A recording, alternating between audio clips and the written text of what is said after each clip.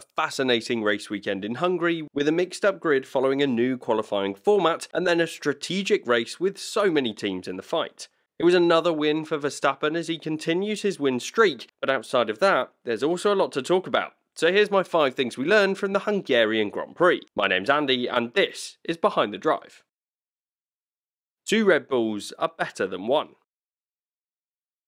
For the first time in a long time, Perez has made it through to Q3. This run of poor qualifying performance isn't really over though in my opinion, given Perez ended up 9th on the grid, which is still a long way back from his teammate. In the race though, Perez fought back to get himself onto the podium finishing positions, which was good to see, and a testament to his race performances anyway. This result was strong, but it was of course Verstappen that went out to take the win from 2nd on the grid. The Dutchman was quick off the line and very quickly managed to get past Hamilton, and from there he led every single lap. The Red Bull dominance has resulted in them scoring the longest constructor winning streak in history, as they surpassed McLaren's run of 11 wins in a row. This achievement is so impressive, especially considering it feels like the team have been fighting with one driver more than the other over the last few race weeks. It's another sign of Verstappen's dominance this year though, as he managed to keep the tyres alive for longer than the others as he raced in the clean air. Red Bull's upgrades, that would reportedly give them 0.2 of a second, didn't seem to pay off in qualifying as the team looked to have similar pace to McLaren and Mercedes, but in the race the team were on another level once again. It's difficult to know if the upgrades helped too much on this occasion, but they will be worth watching again in Belgium before the summer break. There are reports from Alonso that say that Red Bull have lost out along with Aston Martin since Pirelli changed the structure of the tyres at Silverstone.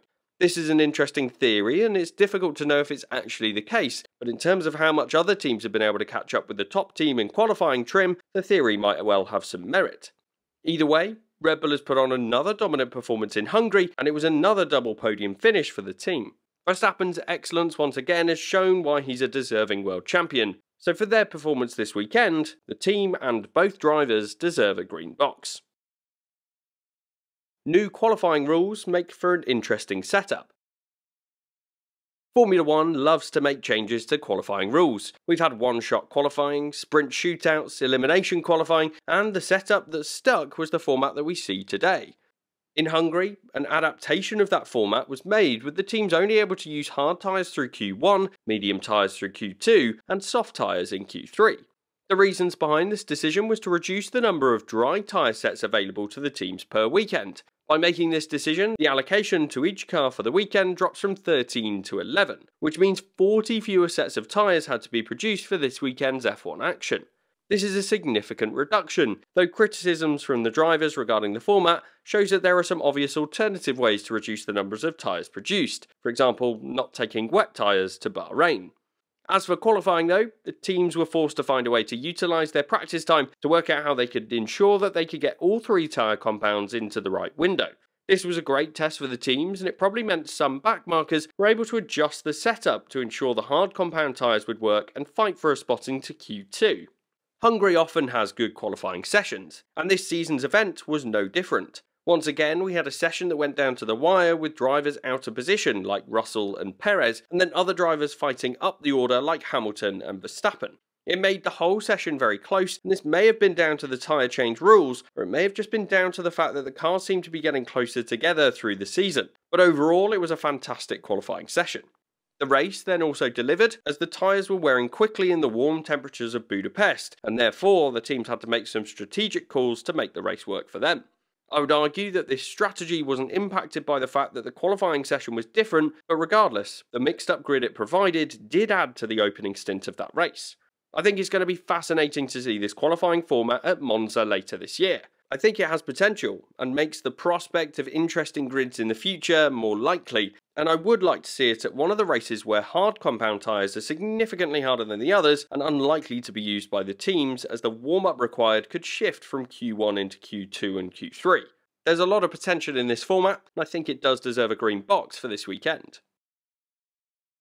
Before we take a look at McLaren and their strong performance once again in Hungary, I want to take a moment to ask you to subscribe to Behind the Drive. Currently, almost 3/4 of people watching my videos aren't yet subscribed to the channel, so if that's you and you enjoy my videos, then please hit the subscribe button today.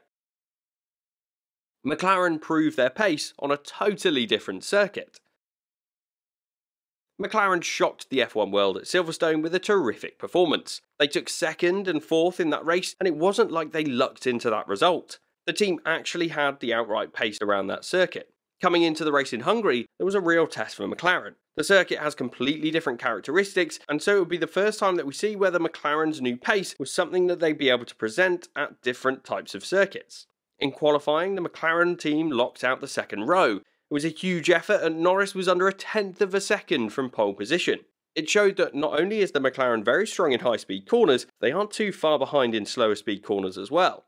The upgrades from the team have shown a level of pace across the last 2 races that puts them in the top 3 teams on the grid, and maybe even second. This is a huge leap from where they were at the beginning of the season, but it also shows how strong the driver pairing are at McLaren at this point in time. Both drivers are delivering right now with their new car, which is excellent for the team, and they're taking so many points right now in the season. They may even be able to fight down Ferrari through the rest of this year. In the race itself, the drivers got off the line well, which tends to be a trait of that McLaren, and Piastri snuck his way down the inside to take 2nd position, while Norris got past Hamilton as well. The pair then occupied the 2 podium positions throughout the opening stints of the race, and were building a gap to the Mercedes of Lewis Hamilton behind them. They were losing out to Verstappen ahead, as everyone is these days in Formula 1, but they were definitely the 2nd fastest team over the last 2 Grand Prix. The pair did have an interesting shift though, as Norris was given the undercut on his teammate, which is a strange strategy decision, presumably motivated by Hamilton's stop behind him. But both drivers were pretty professional about that decision on the radio, and for me, as this team continues to show their true potential, the relationship between Norris and Piastri could well be strained. Both drivers are very strong and will be potentially fighting for podiums in the coming races, which could mean that they have more to fight for and more to lose. This will be something for McLaren to manage if it does come to it, but it's a good problem for them to have. This jump up the order has shocked the F1 world, and I think there's a lot that the other teams will be learning from the step up the order that McLaren have seen. The team absolutely deserve a green box for this performance, and the fact that their car is now one of the best on the grid. Daniel Ricciardo is back. The big change coming into this weekend was of course the return of Daniel Ricciardo to Formula 1 in the AlphaTauri seat. Ricciardo's half-season away from the sport has allowed him to regain his love for F1, after his torrid time in the McLaren setup where he lost the feeling for the car and was constantly chasing the setups compared to Norris. He's now back on the front foot and showed improvement throughout this weekend as he got to grips with one of the most challenging cars to drive on the grid. This, coupled with the new qualifying format, meant he had to get up to speed quickly, and he delivered straight away. He secured a spot in Q2 and then started 13th, ahead of Lance Stroll and Pierre Gasly. This was a brilliant performance from the Australian driver, and his comments seemed to show that he was regaining his confidence in the car and in the sport. There are positive signs from his comments, and it seems like the changes he is making to the setup were having a good impact on the car's performance.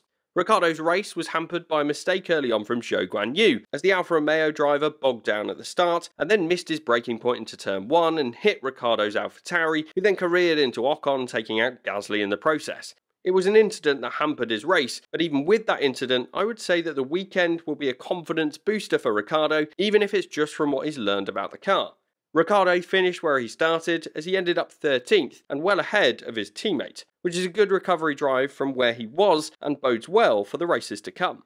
Ricciardo's motivation for the second half of the year will be to get himself into the Red Bull in the future, and Perez had an interesting weekend with that in mind. The Mexican driver crashed on his first lap in FP1, meaning he lost some of the new upgrades from Red Bull.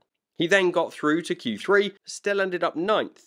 From there, he got himself back up the order and had a strong race to fight with the McLarens for a podium finish, and this was a strong performance. But it will still be a fascinating comparison to make through the rest of the season, especially considering Ricciardo and Perez are in vastly different F1 cars.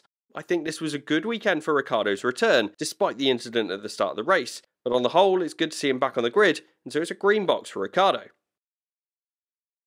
A fascinating top 10. For me, one of the most interesting points from this race was the structure of the top 10 finishers. Earlier this season, we saw that 4 teams were now fighting at the front, with Red Bull a step ahead of Mercedes, Ferrari and Aston Martin. Now, McLaren have joined that fight, and while Aston Martin has dropped back slightly from the others, it looks like we have 5 teams fighting at the front now.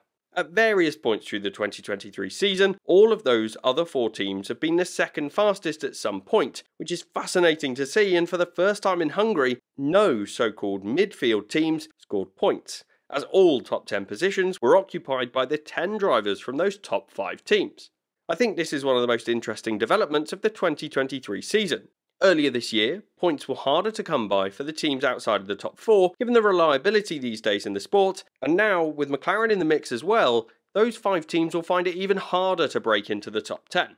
It's still not competitive for the top step of the F1 podium, but without Red Bull, this could be one of the most exciting F1 seasons ever, with McLaren looking to make huge steps up in the championship standings through the rest of this year. For me, the fact that the top 10 was occupied by the top 5 teams is very telling of how strong these teams are on the whole, and I think it deserves a green box as it shows that leaps can be made early on in a new aerodynamic rule set. Honourable mentions. I think an honourable mention is needed for Alfa Romeo for their qualifying performance. They were a team that set up their car well for this new format, and Zhou's run to 5th on the grid was amazing to watch. It was a shame to see his race fall apart on the start line, with his awful getaway followed by his mistake hitting Ricciardo, but either way, it was a great Saturday for that team and for Zhou Guanyu. Overall, it was a brilliant race weekend in Hungary, and I can't wait to see how these cars get on at Spa next weekend as the track type changes once again.